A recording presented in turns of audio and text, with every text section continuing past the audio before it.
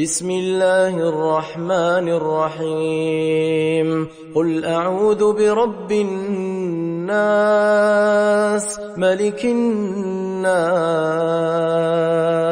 إله الناس من شر الوسواس الخناس الذي يوسوس في صدور الناس من الجنة والناس. Bismillahirrahmanirrahim. Hai, Assalamualaikum. Welcome back to Cengkeh Channel. Terima kasih akak ucapkan kepada semua kerana sentiasa memberi support untuk channel ni. Terima kasih juga kepada yang dah like, share dan subscribe. Jangan lupa untuk subscribe pada Cengkeh Channel.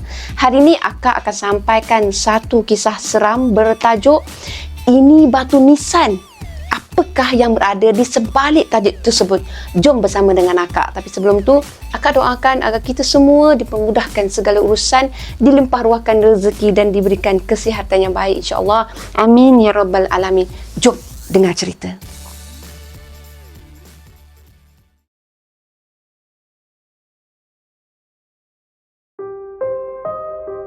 Sebelum akak meneruskan dengan kisahnya, kisah ini adalah penulisan dari Ara.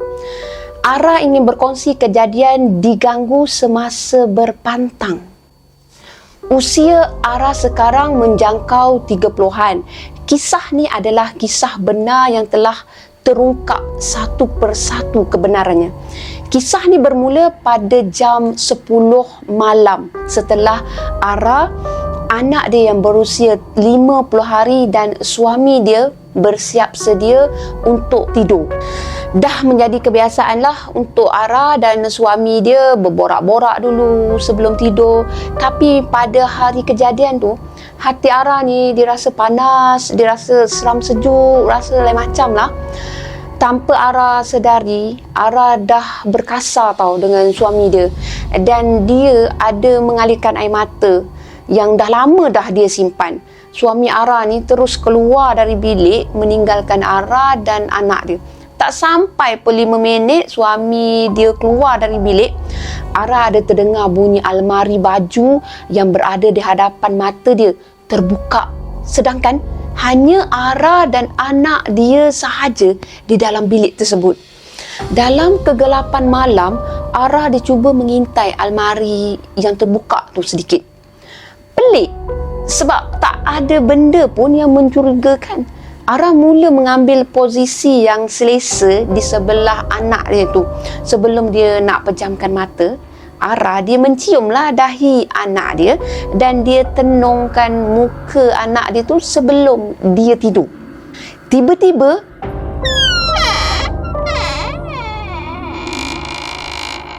bunyi daun pintu almari terbuka lebih luas dan lebih besar. Dan perasaan seram Ara tu dia jadi lebih-lebih seram dan lebih takut mula menghantui diri Ara. Ara dicuba nak membaca Ayatul Kursi, tapi bacaan Ara tunggang terbalik jadinya. Sebab dada Ara masa tu dia duk-tak berdegup kencang. Dia jadi serba tak boleh nak kontrol dah time tu.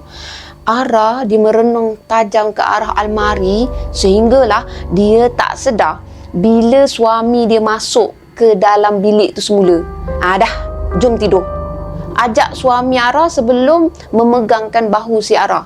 Ya Allah, terkejutnya Ara, bukan kepalang terkejutnya. Lantas Ara dibaring semula dan dia menghadap muka anak dia. Sekali lagi Ara terkejut sehingga membuatkan jantung dia tu bagai nak terhenti dekat situ juga, time tu juga. Ara dia menoleh ke wajah anak dia tadi. Dia bukan lagi manusia. Maknanya dia tak nampak anak dia tu macam manusia, tapi seketul batu nisan. Ara dia terkaku bila dia memandang almari dan dia terlihat susuk tubuh hitam mencangkung tau, sedang memandang tepat ke arah dia.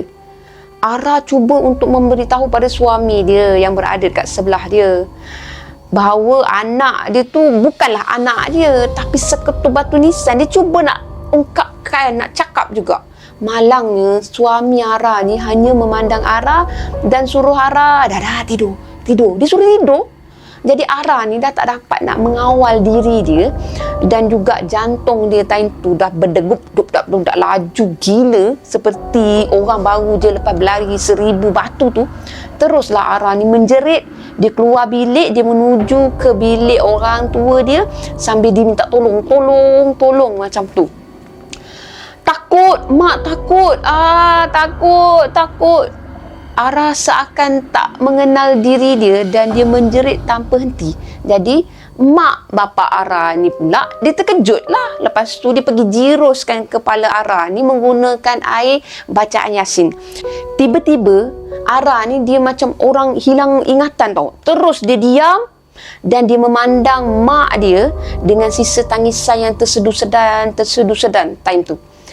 Bapa Ara ni pula mengarahkan supaya Ara ni ambil air wudu, air sembahyang dan tunaikan solat. Jadi Ara dia hanya ikut je, dia turutkan perintah, dia pergi ambil wudu dan dia cuba untuk solat. Sedang Ara ni menunaikan solat, dia tak sedar tau bacaan apa yang dia baca, dan yang pasti bukanlah bacaan dalam solat yang biasa dia lakukan. Umpama ada yang berbisik kepada Ara ni supaya baca mentera. Ikut dia baca mentera. Selesai beri salam, Ara dia menjenguk keluar bilik dia. Lepas tu dia terlihat tau wajah arwah atuk dia yang dah lama meninggal dunia datang melambai-lambai ke arah Ara. Ara dia menjerit. Lepas tu dia panggilkan bapak dia, "Bapak!" Lepas tu dia beritahulah bahawa atuk dia tu datang memanggil dia. Ingatan Ara ni seolah-olah keliru, dan separuh diri dia rasakan yang dia berada di alam yang nyata. Separuh lagi tu berada di alam yang dia sendiri tak pasti alam apa. Tak pasal-pasal pula Ara dia jadi macam kerasukan. Umpama diri dia tu dikawal oleh benda lain, bukan diri dia yang sebenar. Mata Aral ni pula dia kenal dengan orang-orang yang berada di hadapan dia, tapi mulut dia tak boleh nak bersuara, tak boleh nak panggilkan mereka yang dia kenal tu. Mulut Aral ni terkumat kamit bacakan mentera yang datang secara tiba-tiba tadi. Di hadapan Ara, dia melihat keluarga dan jiran dia membacakan sesuatu. Mulut mereka terkumat kamit, tapi suara mereka memang Ara tak dengar tau. Setelah bertarung hampir 3 jam, akhirnya Ara mengenali diri dia. Tapi otak Ara ni macam nak gila sebab terlampau banyak kelibat yang Ara boleh nampak time tu. Hijab Ara ni dah terbuka. Jam dekat dinding menunjukkan pukul 3 pagi. Mak bapa Ara mengarahkan supaya Ara sekeluarga tidur bersama dengan mereka untuk mengelakkan kejadian yang tak diingini akan berlaku lagi. Jadi mak Ara ni tidurkanlah anak dia di sebelah dia. Tapi hati Ara, dia tak nak anak dia tu. Dia tak nak. Macam tu lah. Dia tak nak macam tu. Bukan tu je. Anak Ara ni tak nak menyusu dengan Ara. Sampaikan Ara mengalami bengkak susu tau. Keesokan harinya, Ara dibangun selepas dia dikejutkan oleh anak dia. Ara dia cuba bagi air susu, tapi anak dia ni tak nak. Bayangkan, bayi berusia 50 hari tak nak menyusu badan ataupun tak nak menyusu botol pun, memang tak nak. Lepas tu nangis, dia nangis dan dia akan tidur macam tu. Bangun nangis dan tidur, bangun nangis dan tidur. Tak nak makan, tak nak nyusu. Nyusulah makan tu. Langsung tak nak. Pada masa yang sama, sifat keibuan Ara dah hilang. Sampaikan Ara cakap dekat mak dia, "Ni bukan anak aku. Sebabnya anak aku tak bau busuk macam ni. Bau busuk macam longkang. Dan paling penting, anak Ara kuat menyusu. Tapi budak ni tak nak nyusu. Ni bukan anak aku." Dia nafikanlah dia tak nak budak tu. Bab yang anak Ara bau longkang tu, padahal mak Ara dah mandikan siap sabun lagi, tapi tetap juga bau longkang. Mak Ara sendiri mengaku pelik dengan Ara, pelik dengan apa yang berlaku. Tapi Ara dia tetap tertanya, "Kenapa anak aku ni bau busuk? Kenapa anak aku bau busuk?" Menjelang senja, suami Ara dia bawakan pengamal perubatan untuk ubatkan si Ara tu tanpa dia maklumkan kepada Ara terlebih dahulu. Tapi entahlah kuasa apalah yang ada pada Ara ni, tiba-tiba Ara menjerit bagi tahu dekat mak dia, suruh orang tu pergi balik. Dia suruh balik. Ara dia terus lari masuk dalam bilik. Lepas tu dia menangis. Tapi Ara tak tahulah apa yang dia tangiskan sampailah dia tertidur sebab keletihan. Suami dia kejutkan dia, suruh dia bangun. Katanya suami tu ada orang nak jumpa. Orang tu masuk bilik si Ara ni bagi salam elok je. Lepas tu Ara dijawab salam dia. Tapi itulah tunggang terbalik. Salam dia tu macam tak betul. Otak si Ara ni dia jadi macam malam semalam tau. Seolah-olah ada yang dah mengatur perbuatan dia dan percakapan dia. Jadi dia tak tahu apa yang orang tu baca dan apa yang orang tu sembur-sembur dekat bilik dia. Tapi yang pasti Ara hanya merenung dia dengan pandangan yang tajam. Dan apa yang paling Ara tak boleh lupa, orang tu bagi dekat Ara air untuk diminum. Ara ambil gelas air tu. Bila Ara nak minum, muncul ulat dalam air tu bertukar hitam. Teruslah si Ara tu balingkan dekat orang tu. Mereka yang ada dalam rumah tu pun kata, air tu hanya air masak biasa je. Tapi kenapalah si Ara ni boleh nampak air tu lain? Sudah lantak lah macam tu. Setelah azan maghrib, Ara ni disuruh bersiap untuk jumpa dengan ustaz. Tangan dengan kaki Ara diikat. Dia ditarik keluar dari rumah bersama dengan mereka, suruh menurutkan mereka tu keluar ikut dia. Jadi Ara ni meronta-ronta lah. Dia tak nak ke rumah ustaz tu. Tak nak. Sebelum bergerak tu, Ara dia tengok bapak dia renjiskan air dekat kereta. Untuk apa memang Ara tak pasti. Tapi yang pasti, bapak dia tu dukung lembaga hitam. Dalam perjalanan, Ara dia ada ternampak tau sebuah kedai. Dekat bahagian dapur kedai tu, di atas periuk ada lembaga yang sedang mencangkung.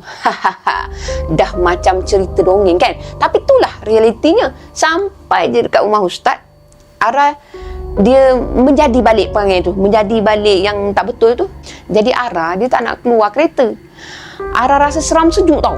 Dia rasa nak menjerit, dia rasa takut. Lepas tu mereka semua tu paksakan Ara keluar, direntapkan tangan si Ara. Bila jejak kaki Ara tu mula jatuh ke tanah, dia menjejakkan kaki dia kan dekat rumah ustaz tu, Ara dapat rasakan macam kaki dia tu dicucuk-cucuk macam dicucuk paku tau, benda tajam. Sakitnya, masya-Allah. Cucuk macam tu. Yang peliknya, bila Ara tengok tapak kaki dia, paku pun tak ada, darah pun tak ada, apa pun tak ada. Tapi apa yang dirasakan tadi memang betul-betul dicucuk-cucuk. Sampai dia dekat depan pintu rumah ustaz tu, Ara dia tak nak masuk. Dia dapat rasakan kaki dia tu dipegang oleh sesuatu yang membuatkan Ara ni dah tak boleh bergerak dah. Hanya badan dia je maju ke depan, tapi kaki dia terlekat macam tu. Ustaz dia pandang ke arah kaki Ara dan ustaz tu baca sesuatu sambil jari telunjuk dia tu tuju ke arah Ara. Tiba-tiba kaki Ara yang tadi ni berat sangat nak terus berjalan tu jadi ringan tau. Jadi Ara ni diberi minum dengan air limau nipis dan ustaz tu mengarahkan Ara supaya menghafal surah Al-Fatihah 21 kali dan La ilaha illallah 21 kali supaya boleh kuatkan semangat Ara ni. Setelah proses berubat dengan dan juga ayat yang disuruh amalkan tu, Ara buat tau. Jadi Ara rasa kepala dia tu agak ringan. Dan ketika tu Ara dia teringatkan anak dia. Baru nak teringat anak. Malam tu Ara dia tak dapat tidur. Kepala dia pusing, dipikirkan anak aku tak nak menyusu, anak aku tak nak menyusu. Dia risau macam-macam lah. Puaslah si Ara cuba suapkan susu, tapi baby dia tak nak juga. Jauh di lubuk hati dia mengatakan, ni bukan anak aku. Kesudahannya, Ara minta suami dia bawakan si Ara ni ke rumah ustaz yang dia pergi sebelum tu tadi untuk bertanyakan perihal anak dia tu. Kenapalah anak dia tak nak nyusu. Sampai je dekat rumah ustaz tu, Ara dia ceritakanlah anak dia dah tak nyusu 2 hari dah. Dia beri Nestum, dia bagi susu botol pun dah tak nak dah. Macam tu. Jadi bibir anak Ara ni dah kebiruan tau. Suhu badan anak dia pun dah sejuk. Tapi Ara tak cakap dekat ustaz tu bahawa dia syak tu bukan anak dia. Ustaz tu seolah-olah dapat tahu yang tu bukan anak Ara. Dia baca surah apa entahlah, memang Ara lupa. Lepas tu dia seru nama anak si Ara ni 3 kali dan dia sembuh pada air untuk diberi kepada anak Ara minum.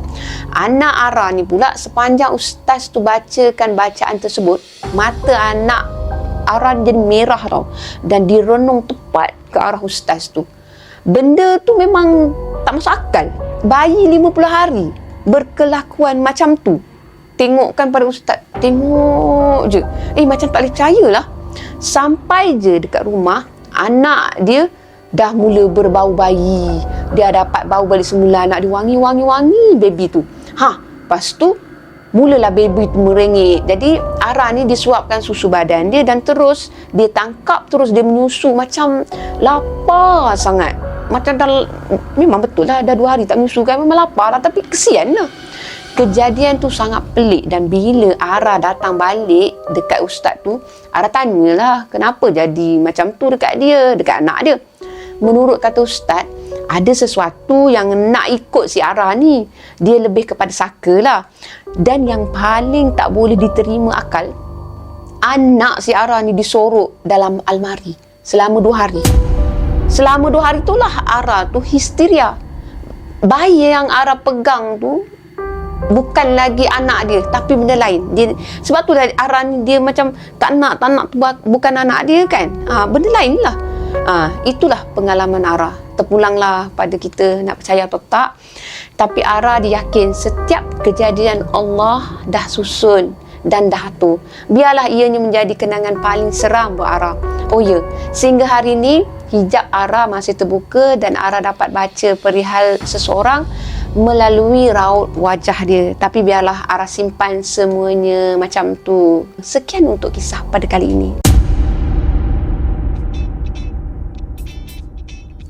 Sekian saja untuk kisah pada kali ini. Apa yang baik sama-sama kita ambil jadikan sebagai toladan. Apa yang buruk sama-sama kita ambil jadikan sebagai sempadan.